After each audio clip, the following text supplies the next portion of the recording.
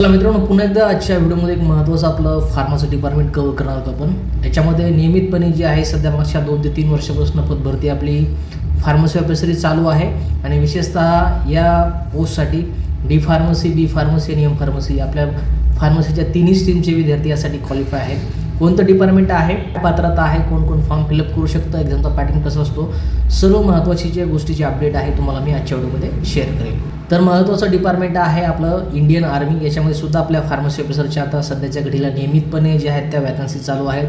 इथे आपली जी पोस्ट आहे औषध निर्माण अधिकारी ही सिपाई फार्मा या नावाने असते. यासाठी ज्या लोकांचं डी फार्मसी झालेलं आहे 2 वर्षाचं, त्याचबरोबर ज्यांचं फायनल इयरला 55% जे आहे असं ॲग्रिगेट आहे किंवा 55% मार्काने जे लोक पास झाले असतील किंवा 55%पेक्षा जास्त किंवा 55% मार्क ज्यांना असतील असे विद्यार्थी यासाठी पात्र आहेत. त्याचबरोबर ज्या लोकांचं बी फार्मसी म्हणजे 4 वर्षाची डिग्री झालेली आहे अशा लोकांना तुम्हाला 50% मार्क जे आहेत ते तुम्ही फायनल इयरला घेणं गरजेचं आहे किंवा 50पेक्षा जास्त मार्क तुम्हाला फायनल इयरला असणं गरजेचं आहे. अशा पद्धतीचं डी फार्मसी, बी फार्मसी आणि पोस्ट ग्रॅज्युएशन तुमचं झालं असेल तर तुम्ही या पोस्टसाठी जे आहेत ते एलिजिबल आहे. त्याचबरोबर तुमचं रजिस्ट्रेशन होणं गरजेचं आहे. स्टेट काउन्सिलचं असेल किंवा आपलं PCI जलाशय असेल ते तुमच्याकडे असणं गरजेचं आहे.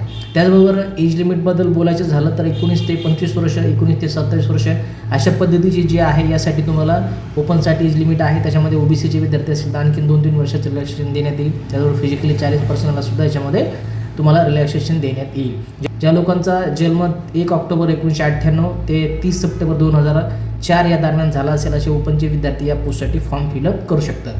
महत्त्वाचे याच्यामध्ये काही फिजिकल पॅरामीटर तुमचे चेक केले जातात, जसं की चेस्ट असेल, वेट असेल, हाईट असेल, ह्या गोष्टी तुमच्या चेक केल्या जातात आणि त्याचे पॅरामीटर तुम्हाला PDF दिले. गेल्या वर्षी जी आपली पदभरती झाली त्याच्यामध्ये आपले भरपूर विद्यार्थी असतील किंवा विद्यार्थिनीसुद्धा याच्यामध्ये जॉईन झालेले आहेत. विद्यार्थिनीसुद्धा हे ॲप्लिकेशन फॉर्म फिलअप करू शकतात आणि जॉईन करू शकतात. आपल्या बऱ्याच ज्या विद्यार्थ्यांना आपल्या तर त्यांनी ही मागच्या गेल्या वर्षी पोस्ट जी आहे ती जॉईन केलेली आहे.